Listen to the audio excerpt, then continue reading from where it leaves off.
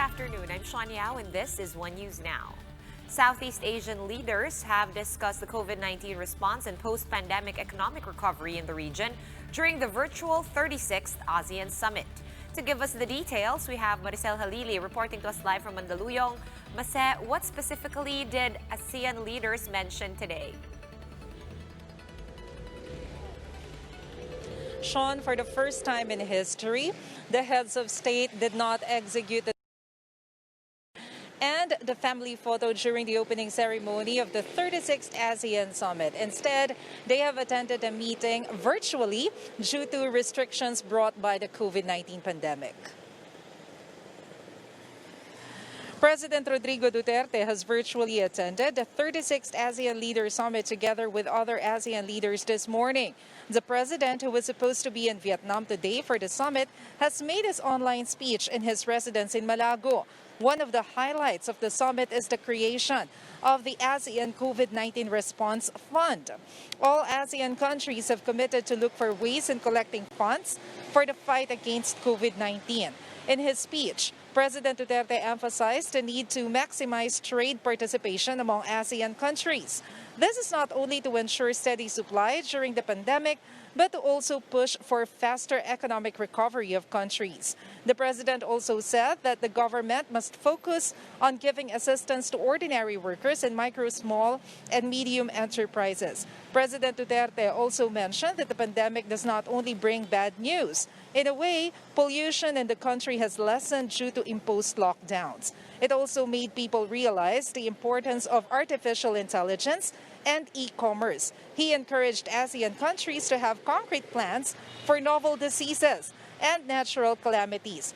The issue on territorial dispute was also discussed. In his press briefing, presidential spokesperson Harry Roque said the president reminded the different countries claiming South China Sea to avoid tension by adhering to the rule of law. Like other heads of state, the president supports the early passage of the Code of Conduct.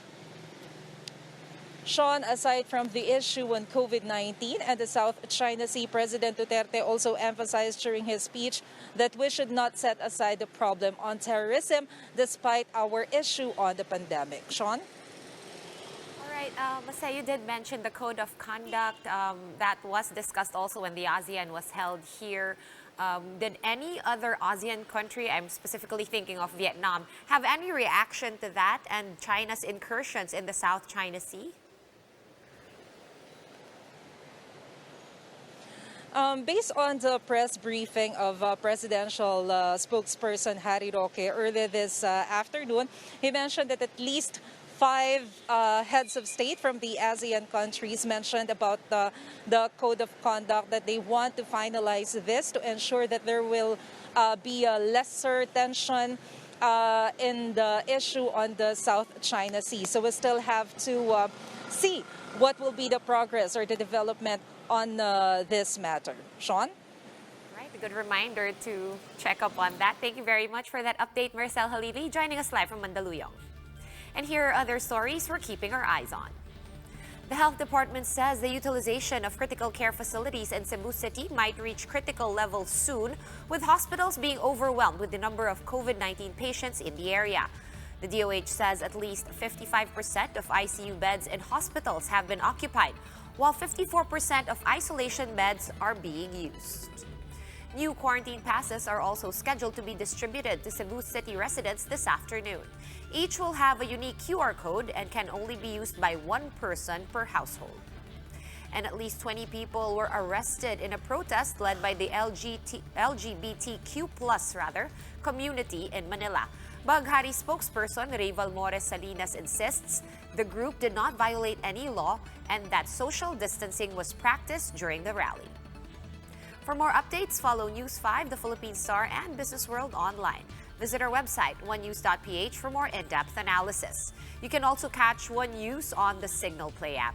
Just register for a free account now at www.signalplay.com and stream One News live anytime, anywhere.